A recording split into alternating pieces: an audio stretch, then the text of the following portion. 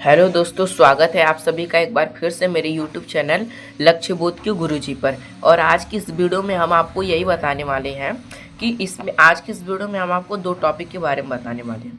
पहला टॉपिक है कि प्रकाश का परावर्तन किसे कहते हैं, इसके प्रकार के बारे में बताएंगे और परावर्तन के नियमों के बारे में बताएंगे। तो आज का इस वीडियो बहुत ही ज़्यादा इंपॉर्टेंट होने वाला है, क्योंकि आज की इस वीडियो से आपके बोर्ड एग्जाम में आपको 5 से 6 नंबर देखने को मिलेंगे, चाहे वो बहुविकल्पी उठे या फिर आपके लिए दीर्घ उत्तरीय, लघु उत्तरीय कोई भी प्रश्न उठ सकता है। वो आपको स्कूल की परीक्षाओं में भी देखने को मिल सकता है और बोर्ड एग्जाम में भी देखने को मिल सकता है, इसलिए आपको इन पर विशेष ध्यान देना होगा। यदि आप भी इसे जानना चाहते हैं तो बने रहिएगा वीडियो के साथ अंत तक। लेकिन उससे पहले यदि आप हमारे इस चैनल पर नए हैं तो वीडियो को कर दीजिएगा लाइक और कर दीजिएगा चैनल को सब्सक्राइब, ताकि आगे आने वाली वीडियो सबसे पहले आप तक पहुंच सके। चलिए बिना किसी देर की वीडियो की शुरुआत करते हैं। सबसे पहला हमारा टॉपिक है कि प्रकाश का परावर्तन किसे कहते हैं। यहाँ पर जिसे अंग्रेजी में क्या कहा जाता है कि रिफ्लेक्शन ऑफ लाइट। यह मेरे द्वारा बनाया गया नोट है, जो कि मैं कक्षा 10 के दौरान बनाया था। अब यह प्रकाश का परावर्तन कहते किसे, मैं आपको अपनी भाषा में समझा रहा हूँ। मान लीजिए यहाँ पर एक तल है और यहाँ से सूर्य है और यहाँ से उससे चलता हुआ प्रकाश आ रहा है और यह इस पर पड़ रहा है और पड़ने के बाद यह विपरीत दिशा में परावर्तित हो जा रहा है। तो इसी को क्या कहा जाता है, प्रकाश का परावर्तन। यानी किसी माध्यम में चलती हुई प्रकाश किरण का चिकन या पॉलिश किए हुए तल से टकराना और टकराने के बाद विपरीत दिशा में परावर्तित हो जाने की जो घटना होती है, उसी को क्या कहा जाता है, प्रकाश का परावर्तन। यानी किसी माध्यम से चलती हुई प्रकाश किरण जब किसी चिकन या पॉलिश किए हुए तल पर टकराती है और टकराने के बाद उसी की विपरीत दिशा में परावर्तित हो जाती है, तो इस घटना को प्रकाश का परावर्तन कहते हैं। मैंने आपको यहाँ पर फिगर के माध्यम से भी समझा दिया। अब प्रकाश का परावर्तन जिस तल से होता है उसे परावर्तक तल कहा जाता है। आपको इस पर भी विशेष ध्यान देना होगा। अब प्रकाश के यहाँ पर दूसरा पॉइंट आता है कि प्रकाश के परावर्तन के प्रकार कितने होते हैं।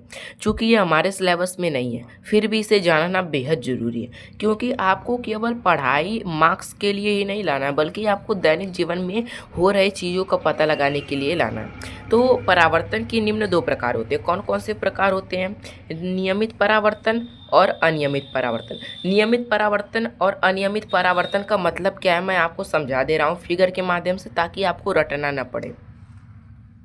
यहाँ पर नियमित परावर्तन का मतलब है कि मान लीजिए यहाँ से कोई प्रकाश आ रही है और सूर्य से यह बिल्कुल एकदम स्ट्रेट लाइन में आ रही है, यानी सीधी लाइन में आ रही है और टकराने के बाद भी यह उतनी ही सीधी लाइन में वापस परावर्तित हो जा रही है जितनी सीधी लाइन में यह आई थी।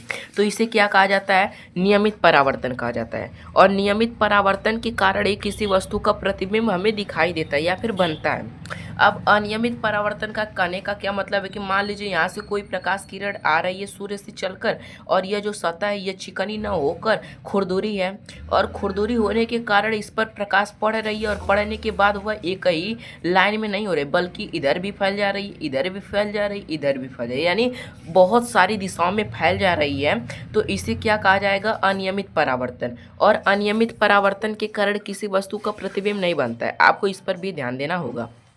यानी हमने आपको 2-3 टॉपिक क्लियर कर दिए कि प्रकाश का परावर्तन कहते किसे, इसके कितने प्रकार होते हैं। अब हम आपको जा रहे हैं प्रकाश के परावर्तन के जो नियम होते हैं इनके बारे में बताने, यानी लॉ ऑफ रिफ्लेक्शन। इसके 2 नियम होते हैं। कौन कौन से नियम होते हैं, पहला नियम यह होता है कि जो आपतित किरण होती है, आपतित किरण, मैं इसका आपको फिगर दिखा दे रहा हूँ। इसका फिगर यहाँ पर कुछ इस प्रकार से रहा। परावर्तन से संबंधित कुछ परिभाषाएं इसमें आपको फिगर देखने को मिलेगा। यहाँ पर यह जो तल है यह प्रकाश का परावर्तक तल है, जहाँ से प्रकाश किरण परावर्तित हो रही है, और यह कोई एक आपतित किरण है जो कि किसी माध्यम से चलती हुई आ रही है और तल पर गिर रही है।